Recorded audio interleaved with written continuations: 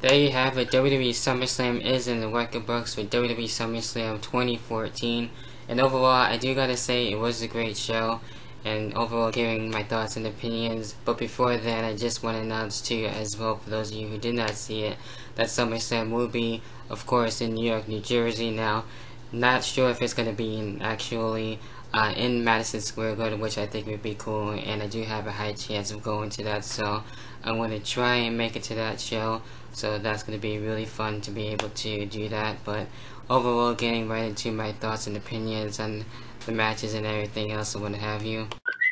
So getting into the first match that we did have, which was the kickoff match, and with that one, that was actually a pretty good match, and I did enjoy it, between Cesaro and as well RVD. Overall, we had Rob Van Dam getting his win over Cesaro, so I actually wouldn't mind seeing this as a feud just to see what's going to be happening more with these two and everything like that. But depending on how RVD's schedule is going and everything, I'm not too sure if he's going to be taking a break again, since I know he's a part-timer. And hopefully we get to see more things going for Cesaro. I definitely think he does deserve a feud and more things going for him as well, so that's something I definitely would like to see.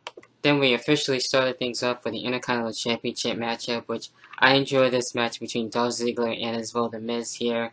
And at times I really thought The Miz was able to get the win and really tried to actually wear down Dolph Ziggler and actually make sure he gets to keep his IC Championship. But in the end, we had Dolph Ziggler, yes, and a good day too, might I add too, Mario.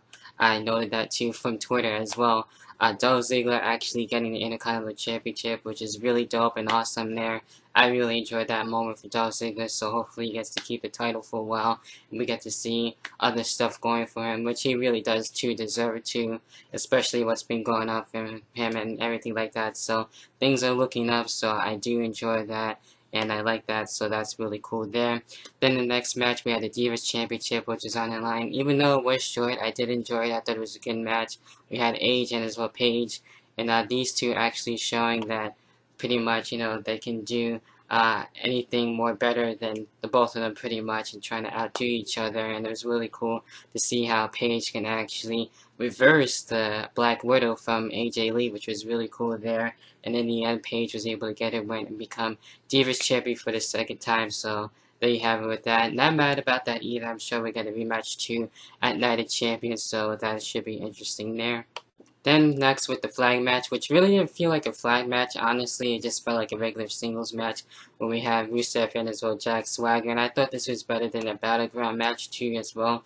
Hopefully this won't be able to continue anymore. I think this is fine enough on what we saw, and in the end we had Rusev getting the win, and it kind of felt awkward too, just seeing the whole ceremony going on with Rusev and having Lana there too as well, hearing the national anthem for Russia, which was kind of weird.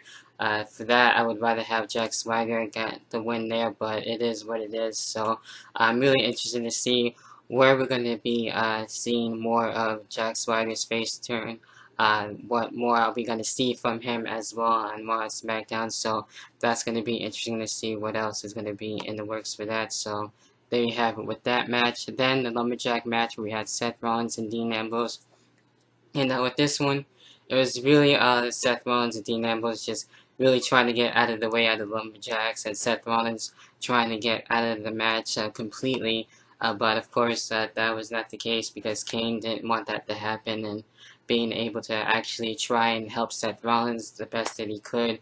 But in the end, Seth Rollins was actually able to get the briefcase and able to get the win over Dean Ambrose. So maybe there might be, like I said, a steel cage match or something like that, an actual legit singles match between these two, and to see how well they can really do. And it was really actually interesting, and I thought it was a fine match too. I thought it was great to see them go, to the outside and everything, into the fans and stuff like that. So that was really cool that they added that and stuff like that. So I really can't wait to see an actual singles match between these two alone. That's going to be really something. So Seth Rollins getting the win overall. Next match, we had Chris Jericho and Bray Wyatt in their match, which I thought it was a good match. And I did find this two more better than the Battleground match for sure. And with this one, Chris Jericho and Bray Wyatt did their best here, and they didn't exactly have the best chemistry, but they did what they could, and I still enjoyed it. In the end, Bray Wyatt was able to get his win, so that was fine with that. Not too sure if this is going to continue or not, probably not. Depends on what's going to be happening, and we'll wait and see with that. Then the next match, we move on to Stephanie McMahon and as well Brie Bella, and Stephanie looking really dope and like a boss too as well, literally pretty much, with her ring attire and everything, and actually still having it too, which is really cool to see how Stephanie was going to go, and she did well. And in the end, she actually got the win in defeating Brie Bella, and Brie Bella trying to get her win but didn't. And we did have Nikki Bella actually turning on Brie Bella, actually not really wanting it, but it seemed like there was a deal, some sort of deal made between her and the Authority, and Triple H really wanting to have Stephanie McMahon actually get her win, so he actually was involved too as well. So you had that too, so it was actually pretty cool seeing that. So I'm curious to see maybe if we'll get to see Stephanie in the ring again.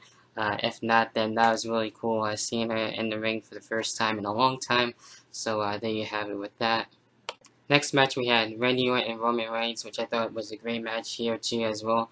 And Randy Orton really coming so close to getting his win, but Roman Reigns actually psyching out Randy Orton there, as I was trying to say, and there you have it, with Roman Reigns actually getting the win and defeating Randy Orton. So I can kind of see this continuing a little bit more, and I know Randy Orton's probably going to not want to have that loss too as well, especially losing to Roman, and Roman still being able to be built as a top guy as well. So things are looking pretty well, so I'm curious to see what they're going to be doing with Roman, and I have no problems with him. I'm interested in seeing what else he can really do and how else they're going to really build him as well. So there you have it with that, so Roman getting his win. Then the next match, of course, the main event for the WWE World Heavyweight Championship, John Cena and as well Brock Lesnar for the title, and it was pretty much a brawl, an insane brawl too, mainly going all towards Brock Lesnar, and John Cena really trying to really get his win, but he really couldn't, and he almost did with the AA, but Brock Lesnar actually kicking out of that. That was intense as well, and actually we almost saw Brock Lesnar nearly almost tap out, but that was not the case, because in the end Brock Lesnar was able to get the F5, and we were able to see the Storm actually happen once again, with Brock Lesnar now being the WWE World Heavyweight Champion. So things are going to be really interesting, and I'm kind of curious to see who's going to be next to actually try and stop Brock Lesnar and actually go up against him and feud with him and everything like that now that he's a champion, and to see what kind of stuff we're going to get to see with that. So it's going to be really something to really look out for. So there you have it with that. And SummerSlam overall as a whole, of course, let me know what you guys' thoughts are as well. I do have a video planned too as well, with my thoughts on the WWE 2K15 roster reveal, and as well thoughts on Alberto Del Rio being released. I haven't gotten a chance to talk about that, so be on the lookout for that video very soon. But until then, leave your thoughts in the comment section down below. Go follow me on Twitter at DavidRivera1889, and I'll catch you guys in the next one. Peace.